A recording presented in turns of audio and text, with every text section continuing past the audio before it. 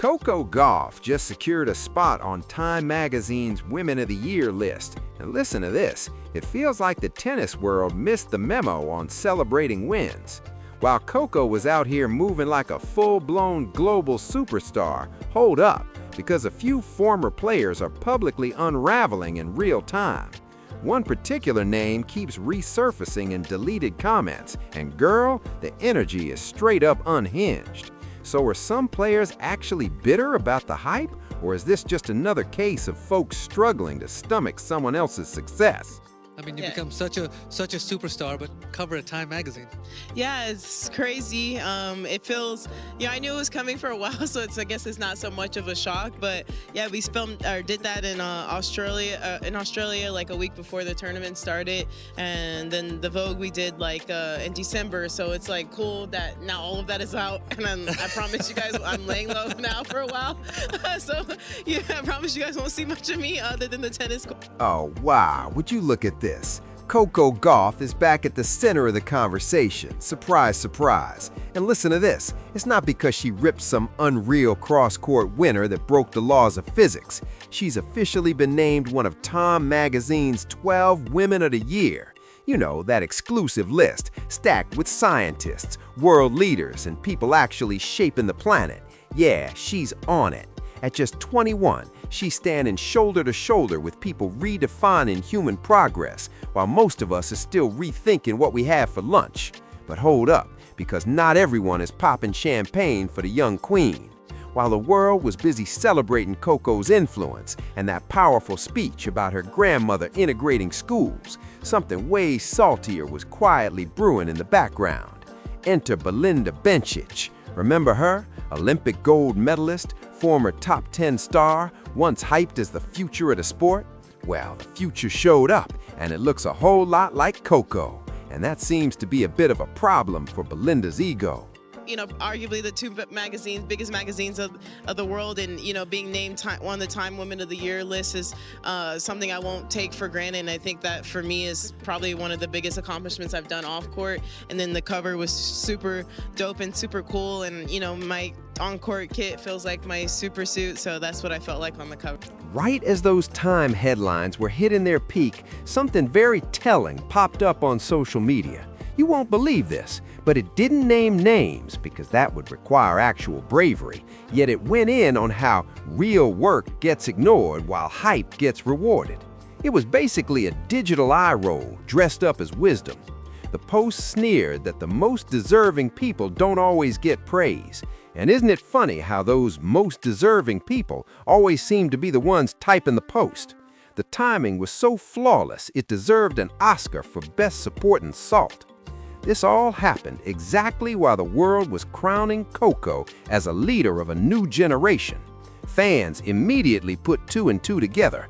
I mean, come on, this isn't rocket science. When someone posts about unearned hype, the exact moment a younger, more successful peer wins a massive honor, we all know who the subtext is aimed at.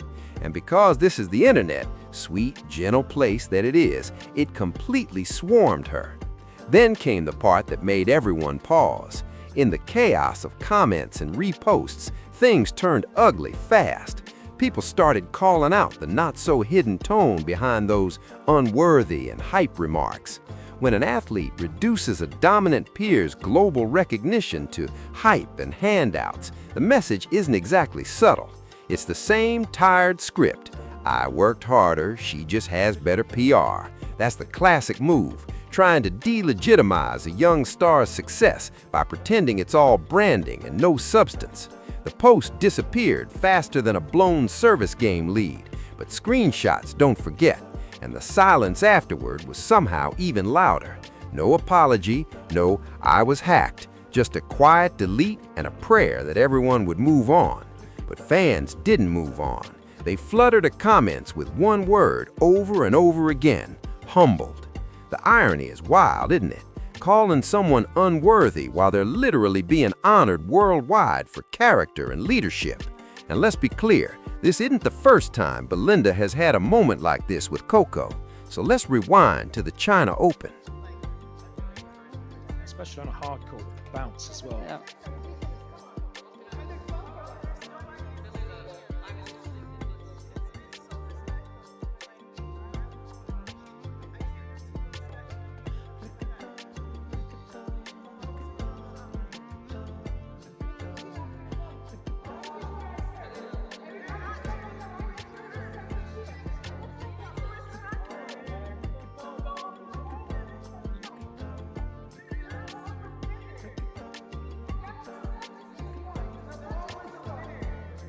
Not sure what is complained about from Bencic. Probably from the reaction after the point, I think, from Gauff's box or the fans. Remember this moment because Belinda was heated. Things were going her way and then hold up. Coco's team dared to cheer. Belinda completely lost it. She marched straight to the umpire, accusing them of mind games. She even snapped at Coco, saying no one's talking to you. And to really seal it, she fired off that she was too old for these kinds of games. Yeah, but when I'm going to the line, ready to serve, they don't need to cheer.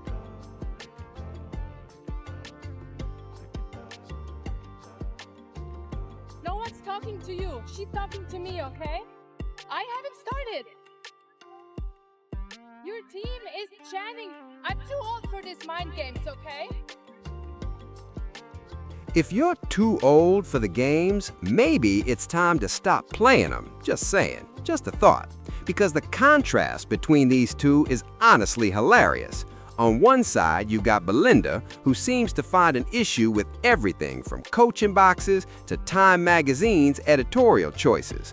On the other side, you've got Coco, who responded to the whole mind games accusation by doing the loudest thing possible, winning the match. And when she was asked about her time honor, she didn't bother with a clapback at all. She simply talked about how honored she was to be in a room full of her role models.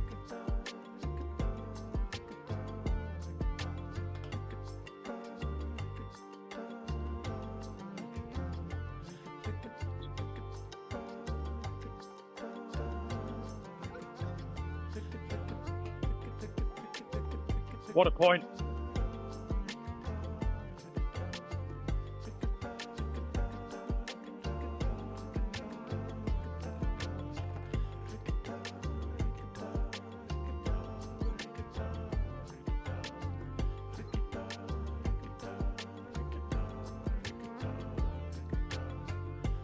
That's the real gap between a champion and someone who's just really good at tennis. Coco is operating on an entirely different level. She understands that her racket can change the world, just like her dad told her. She's using her platform to talk about social change, history, and the power of her voice. Belinda, meanwhile, seems to be using her platform to complain that the spotlight isn't permanently aimed at her. The truth is, the tennis community, and by that I mean the people who actually matter, has already moved on. We're in a new era where simply hitting the ball well isn't enough to make you a Woman of the Year. You actually have to matter. You have to have a soul. You have to influence culture. Time didn't choose Coco because she has a pretty backhand. They've got thousands of those. They chose her because she represents something bigger. Watching certain players struggle to adjust to that reality is like watching someone try to text on a flip phone in 2025. It's outdated and honestly a little sad. When you're an Olympic medalist and still pressed about a 21-year-old's magazine cover, that says way more about where your career is headed than where hers is. That unworthy comment wasn't a critique, it was a desperate grab at relevance in a story that has already passed the old guard by. And let's be very clear about those remarks. In sports, when people suddenly start talking about merit only when a very specific type of athlete succeeds, we know exactly what that energy is. Labeling global impact as hype is just a softer way of saying someone doesn't belong in those rooms. Except, plot twist, she does. She's in the room, she's at the head of the table, and she's the one holding the mic. Maybe the focus should be on actual work instead of policing Coco's awards.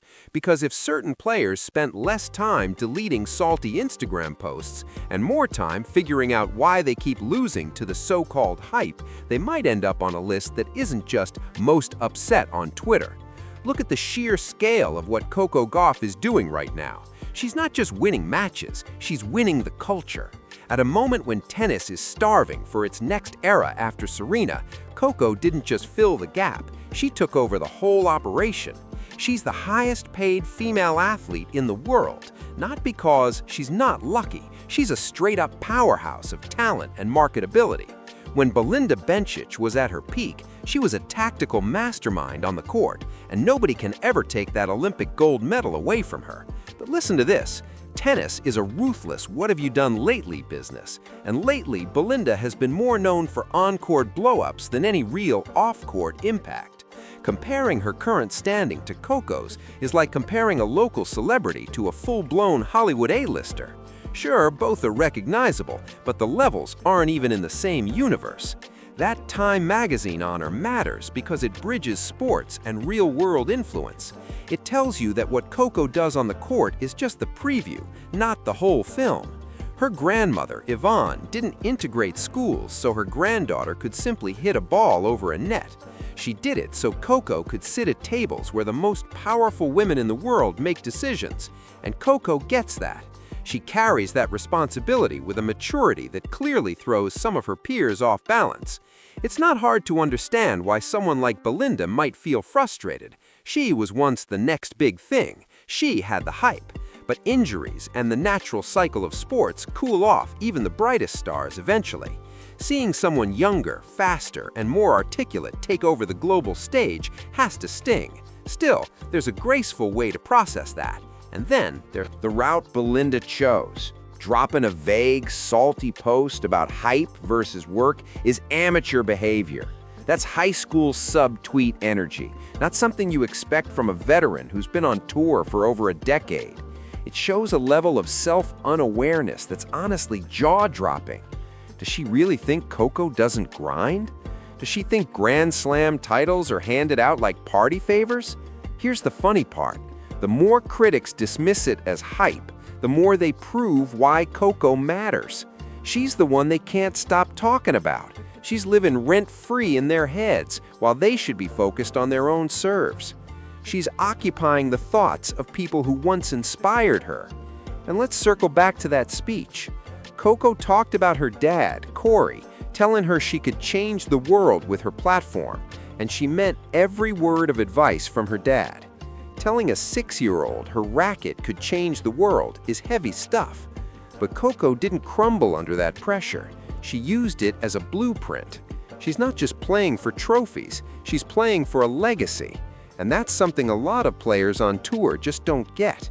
They see the trophy as the finish line. Coco sees it as the starting line. This isn't just about Belinda Bencic. It's about a whole generation realizing they might be irrelevant in the face of a new kind of stardom. Tennis has changed. You can't just be a player anymore. You have to be a brand, a voice, an inspiration.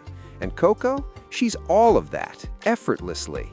That effortless dominance is what really grinds her detractors' gears.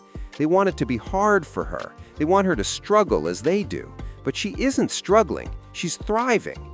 Every time Belinda snaps or posts something petty, Coco wins another match, lands another major endorsement, and reminds the world who really matters. In the end, it's not about who worked the hardest in some invisible way. The world cares about who shows up when the lights are brightest, who uses their voice to make an impact when everyone else is whining. Coco showed up. She spoke up. That's why she's Woman of the Year. Belinda might want to take a page out of her book. Instead of staring at the spotlight, wondering why it's not on her, look at what it's actually illuminating. A new path for tennis, where character matters as much as a 120-mile-per-hour serve. If Belinda can't find her way onto that path, she'll keep fading from the headlines. But we all know how this ends. Belinda will probably post again. Maybe it'll stay up 20 minutes this time. There will be more mind games, more salty handshakes, and Coco will just keep winning, landing on more most influential lists, while Belinda explains what she meant by hype. The tennis world doesn't want excuses, they want results. And if you can't outplay the hype, maybe the problem isn't the hype, maybe it's you. Ultimately, this whole drama proved Time magazine right. Coco can handle pressure, success, and bitter peers with total class. She didn't just win an award, she's winning an era. Belinda, she's humbled. Coco's presence on that list wasn't a fluke. It was recognition that tennis is part of the world, and the world is changing. People want heroes who look like them, speak like them, care about the same things. Coco is that hero. Belinda is just a tennis player, and in 2025, that's not enough for Time.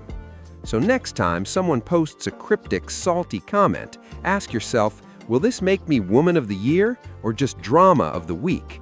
Right now, Coco is 1-0 in the history books, and the critics are 0-10 in the comments. The tennis world moves fast, and some are getting left in the dust. Coco is busy making history, while the rest are busy making excuses. What do you think about Belinda's hidden messages? Low blow or misunderstanding? Drop your thoughts, and if you love this breakdown, hit like and subscribe for more tennis updates.